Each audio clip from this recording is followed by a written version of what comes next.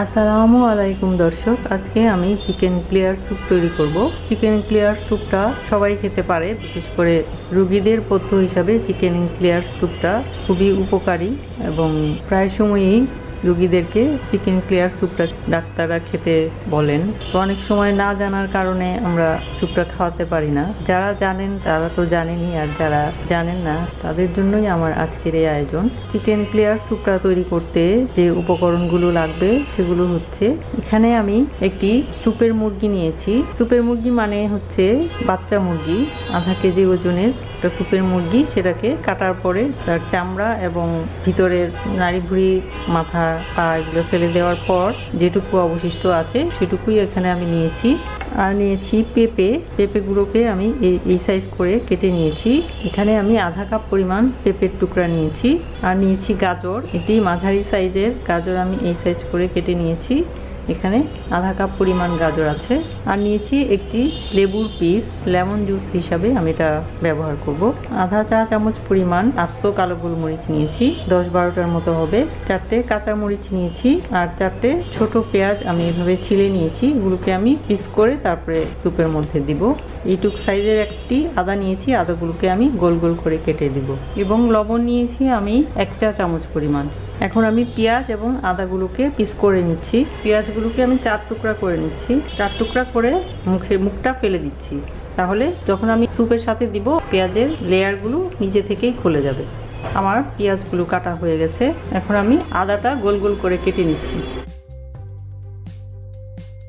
আমার আদাটা কাটা হয়ে গেছে এবং পেঁয়াজটাও কাটা হয়ে গেছে। এখন আমি একটা সসপ্যানের মধ্যে পেঁয়াজ নিয়ে নিচ্ছি, আদা নিয়ে নিচ্ছি, পেঁপে নিয়ে নিচ্ছি, গাজর নিয়ে নিচ্ছি, গোলমরিচ নিয়ে নিচ্ছি এবং মুরগিটাও নিয়ে নিচ্ছি। এখন আমি এর মধ্যে 6 কাপ পরিমাণ পানি দিব, তার মানে 1.5 লিটার পরিমাণ পানি আমি এর মধ্যে দিব। 1 চা চামচ পরিমাণ লবণ দিয়ে দিচ্ছি। এখন আমি স্যুপটা চুলায় বসাবো। চুলায় বসিয়ে আমি স্যুপটা রান্না করব। এখন আমি সবগুলো উপকরণ একসাথে দিয়ে সসপ্যানটা চুলায় বসিয়েছি, চুলা জ্বালিয়ে দিচ্ছি। চুলার মধ্যে এখন আমি প্রথমে 30 মিনিট রান্না করব, তারপরে চিকেনটা তুলে মাংসগুলো ছাড়িয়ে নিয়ে তারপরে আবার আমি চিকেনটা দিয়ে রান্না করব। এখন আমি ঢাকনা দিয়ে দিচ্ছি। ঢাকনা দিয়ে এখন আমি 30 মিনিট রান্না করব। তাহলে ফিরে আসছি আমি 30 মিনিট পর। 30 মিনিট পর আমি ফিরে এসেছি। ঢাকনা তুলে দেখছি কি অবস্থা। যেহেতু বাচ্চা মুরগি 30 মিনিটেই সেদ্ধ হয়ে গেছে, আমি একটু দেখাচ্ছি। মাংসটা সেদ্ধ হয়ে গেছে। এখন আমি চুলাটা বন্ধ করে দিচ্ছি। বন্ধ করে দিয়ে আমি মুরগিটা তুলে নিচ্ছি। চিকেনটা ঠান্ডা হলে পরে হাড় থেকে মাংসগুলো ছাড়িয়ে নিব। তাহলে আমি আবার অপেক্ষা করছি চিকেনটা ঠান্ডা হওয়ার জন্য। আমার চিকেনটা ঠান্ডা হয়ে গেছে। এখন আমি হাড় থেকে মাংসগুলো খুলে নিচ্ছি। আমি যতটা সম্ভব হাড় থেকে মাংসগুলো আলাদা করে নিয়েছি। এখন আমি চিকেনের হাড়টা আবার স্যুপের হাঁড়িতে দিয়ে দিচ্ছি। দিয়ে আবার চুলা জ্বালিয়ে দিচ্ছি। দিয়ে এটাকে আমি আবার 30 মিনিট জাল দিব। এখন আমি ঢাকনা দিয়ে দিচ্ছি। 30 মিনিট পর আমার স্যুপ রেডি হয়ে যাবে। তাহলে আমি ফিরে আসছি 30 মিনিট পর। 30 মিনিট পর আমি ফিরে এসেছি। ঢাকনা তুলে ফেলছি। আমি এখন চুলাটা বন্ধ করে দিচ্ছি। এখন আমি চিকেনের হাড়টা তুলে ফেলছি। এখন আমি গরম স্যুপটা ছেঁকে নিয়ে নিচ্ছি।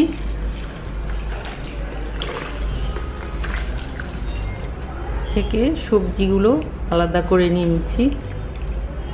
এখন আমি তৈরি করা স্যুপটা একটা পাত্রে নিয়ে নিচ্ছি। ছেঁকে নেওয়া স্টকটা চুলায় বসিয়ে দিয়েছি, চুলা জ্বালিয়ে দিচ্ছি। এখন আমি একটু লবণটা চেক করে দেখছি, ঠিক আছে। এখন আমি লেবুটা চিপে রসটা দিয়ে দিচ্ছি। হাড় থেকে আলাদা করে নেওয়া মাংসগুলো আমি এখন চিকেন স্টকের সাথে দিয়ে দিচ্ছি। স্যুপটাতে বলক এসে গেছে।